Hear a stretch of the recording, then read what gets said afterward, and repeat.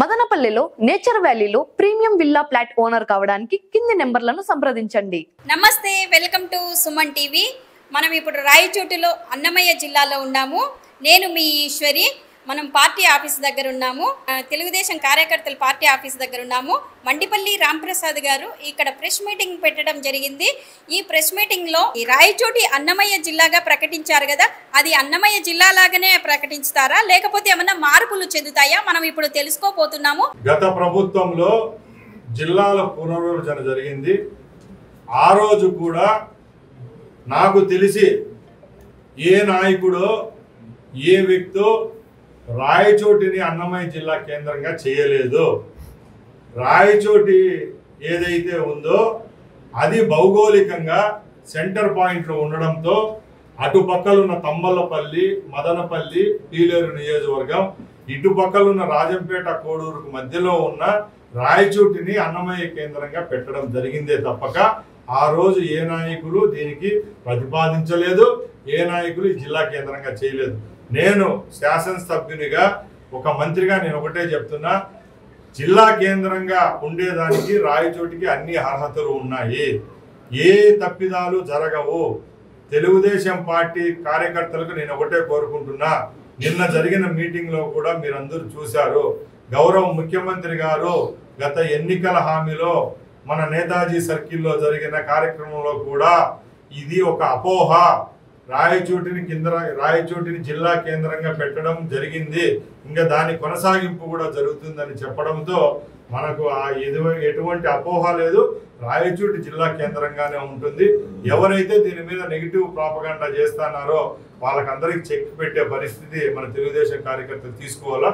అలాగే ఒక రాష్ట్ర మంత్రిగా నేను ఒకటి చెప్తున్నా, ఎక్కడైనా జిల్లా కేంద్రాలు ఏర్పాటు అయ్యేటప్పుడు మండలాలను ఏ జిల్లాలో ఏ మండలాలు కలపాలనుకున్నప్పుడు ఆ ప్రతిపాదన కూడా మంత్రిమండలి దృష్టికి రావడం జరిగింది. దాన్ని గుర్తుపెట్టుకొని గౌరవ ముఖ్యమంత్రి చంద్రబాబు నాయుడు గారు గత నెలలో ఒక కమిటీని వేయడం జరిగింది. ఆ కమిటీలో 5 మంది సభ్యులు ఉన్నారు. దాంట్లో finance minister, revenue minister, home మినిస్టర్తో అలాగే 2-3 మినిస్టర్లతో కమిటీ వేయడం జరిగింది.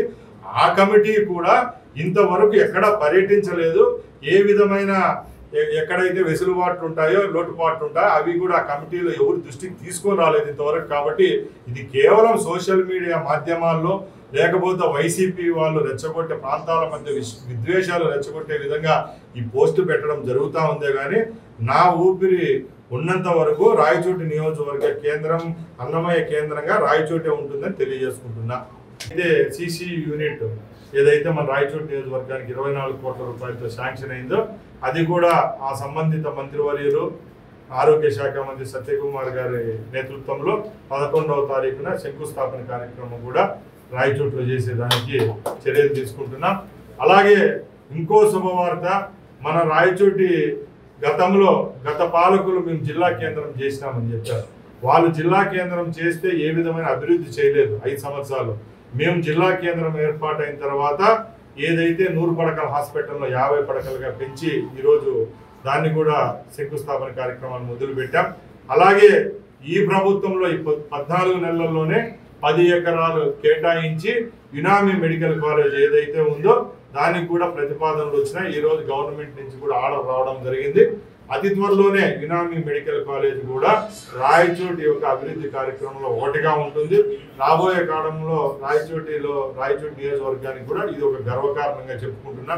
అలాగే రాయచోటికి 2వ బస్ స్టాండు, అలాగే ఏదైతే స్పోర్ట్స్కి సంబంధించి ఇండోర్ స్టేడియం, అవుట్డోర్ స్టేడియం కూడా భూమి కేటాయించడం జరిగింది. అది కూడా 1-2 నెలల్లోనే శంకుస్థాపన కార్యక్రమం చేపట్టి 1 సంవత్సరంలోనే ఇవి కూడా పూర్తి చేస్తామని తెలియజేసుకుంటున్నా. ఇవన్నీ రాయచోటికి సంబంధించిన అభివృద్ధి కార్యక్రమాల్లో భాగంగా మేము చెప్తా వస్తున్నాం. ముఖ్యంగా ఏదో సంక్షేమం ఇస్తానమని చెప్పి అభివృద్ధిని ఎక్కడా పక్కన పెట్టలేదు.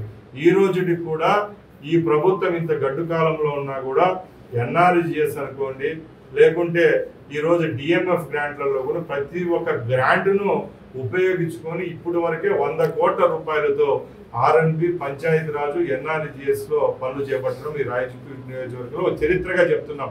ఎందుకంటే పశువుల షెడ్ల కానించి ఎక్కడా రాజీ పడలేదు, నాణ్యతలో ఎక్కడా డోకా లేని విధంగా రాయచోటి నియోజకవర్గాన్ని మేము అభివృద్ధి చేస్తున్నామని ప్రతి ఒక్కరికి తెలియజేసుకుంటున్నాం.